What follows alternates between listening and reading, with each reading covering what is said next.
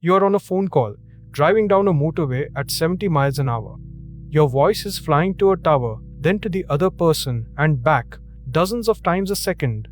But you are moving, fast, away from that tower and toward the next. So here is a question you have never once asked. Because it never fails, why doesn't the call just drop?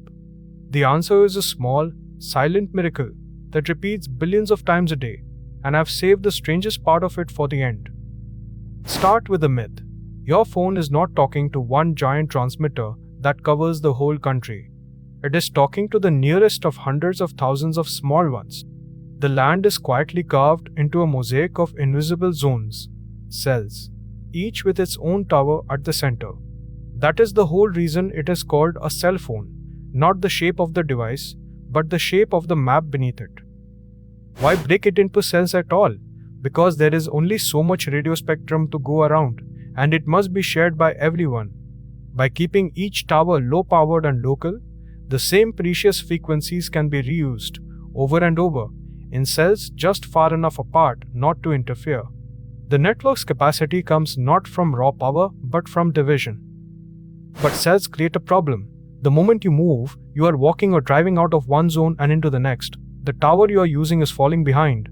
Its signal to you is weakening with every second.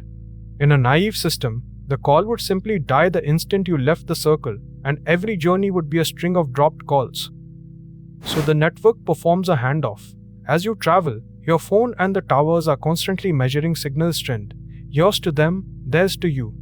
The moment a neighboring tower's signal grows stronger than your current one, the network makes a decision, and in a fraction of a second, mid-sentence, it moves your call from one tower to the next.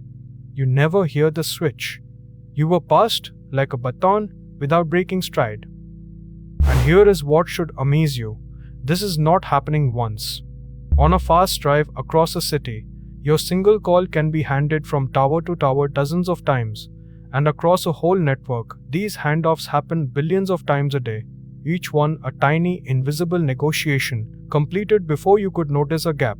The system's entire job is to hide its own frantic activity from you. This is not new magic.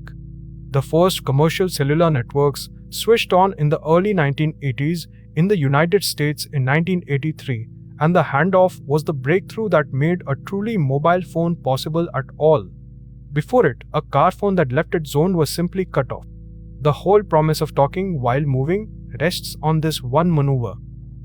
But the handoff hides a second truth, one people rarely think about. For your call to follow you, the network must always know which cell you are in. Which means, at every moment your phone is on, the system holds a rough map of where you are, not to spy, but because it physically cannot connect you otherwise. Location is not a feature bolted on. It is the price of the call working at all. Now the uncomfortable part. Because it is so seamless, we assume it is robust. It is not effortless. Every handoff is a gamble against timing. Move into a gap between towers, a tunnel, a dead zone, and the baton has no one to pass to. The dropped call, that small daily annoyance, is the rare moment the miracle misses its catch. The wonder is not that it sometimes fails, it is that it almost never does. Which reframes the device in your pocket. A phone is not really a phone. It is a radio constantly whispering to a network of towers, being quietly handed from one to the next as you move through the world. A conversation not just with the person you called, but with the invisible map you are walking across. And here is the strangest part, the one I saved. You are never truly connected to the network. You are connected to one tower for a moment, then dropped and recalled by the next, again and again, a call that survives only by being continuously, invisibly broken and remade. Your call survives you driving at 70, because towers pass you between them, mid-sentence, thousands of times, and you never feel the seam.